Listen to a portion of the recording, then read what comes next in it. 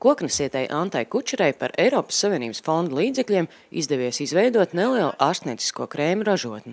Krēmu Beāte, kas nosaukts Antas mazmeitiņas vārdā, saimniecībā jau 3. gadu ražo pēc oriģinālas franču receptes. Uzrakstīju projektu Leonardo da Vinci, tā mūža izglītības programma, un atbraucu uz Franciju 3 nedēļām. Netālu no Marseļas, tur kalnos, dzīvoju pie tādas kosmētiķes, kurai bija agrāk bijusi lielas kosmētikas fabrikas galvenā tehnoloģija. Un viņa bija uztaisījusi savu bioloģisko krēmu ražotnīti, mājražotāju, tādu nelielu, tā kā mana. Un es dzīvoju pie viņas 3 nedēļas, tur vācu augus, destilēju, vārīju krēmus, un tad samācījos tur. Un Klēra man atļauja pēc viņas receptes ražot, viņa teica, tu esi tik tālu, un tu tur vari ražot, un tu man neesi konkurence. Atbraucu mājās, tad uzrakstīju nākošo projektu, uztaisīju ražotni, nopirku destilatoru, lai man arī šie puķūdeņi būtu. Puķūdeņi 60% no krēma sastāvdaļas. Audzēju visu, ko man vajag pašai. Rudzupuķes, lavandu, salviju, kliņģerītes, kumelītes, visu vācu, ziedus apvītinu. Tad lieku tai destilatorā, lieku uz gāzes plīts, tā kā dzimtenīti, kad vāra.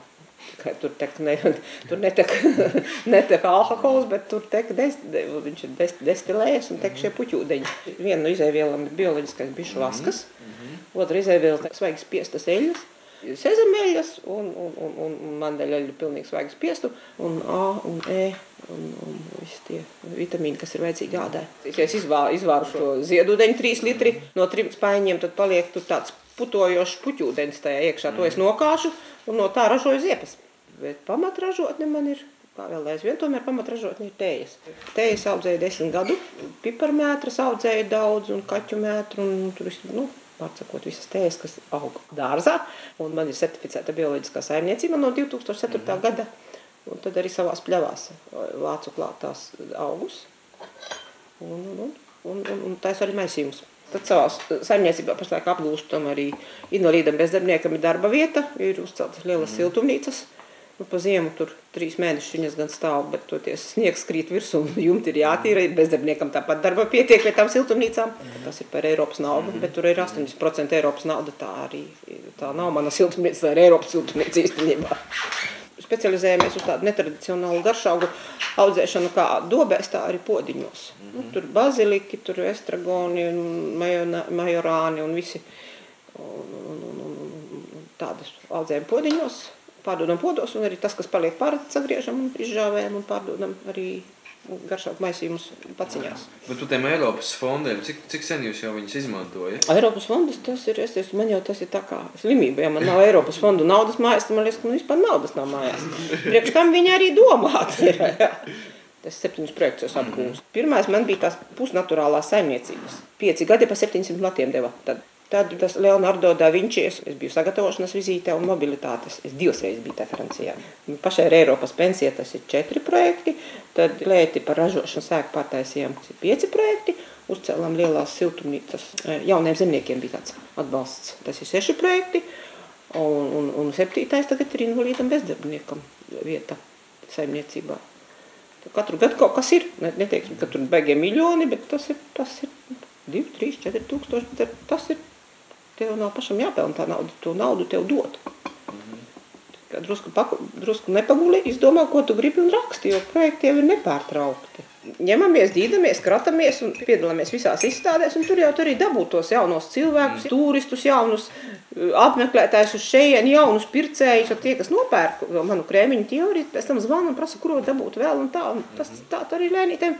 Sākumā likās, bestiķis saražoja, stāv zaļajā tirdziņā, Belga bazarā, mēģina tur visiem uzsmērēt, un tā visiem cilvēki parausta plecus iet, un domā, traka babka kauzēs.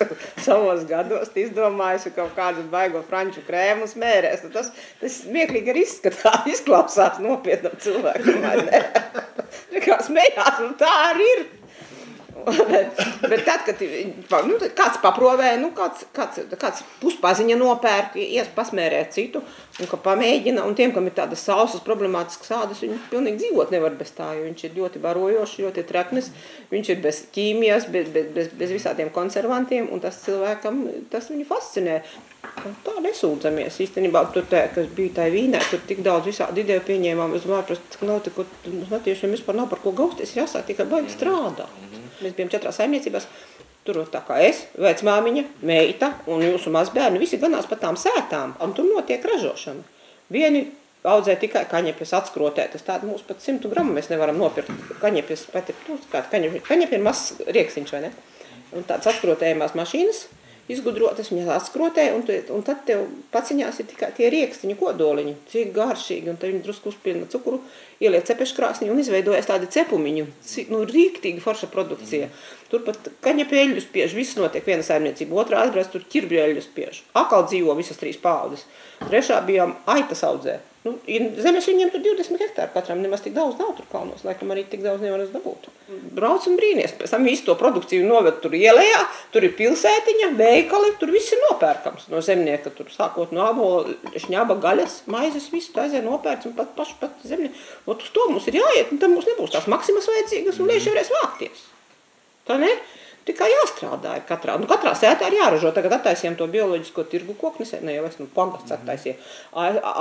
Visā novadā ir 5 cilvēki, kas var piedāvāt gatavu produkciju uz tirgu. Nav novadā 5. Un tas taču vispār vāks. Ražo tikai pienu, viņu atnāk savāc un atdot projām. Gala produkcijas jau nav. Un tad nav ko gausties. Nav jau uztais tirgu, bet no tirgu nav ko pārdot. Rīktīgi. Mums ir jāstrādā visiem.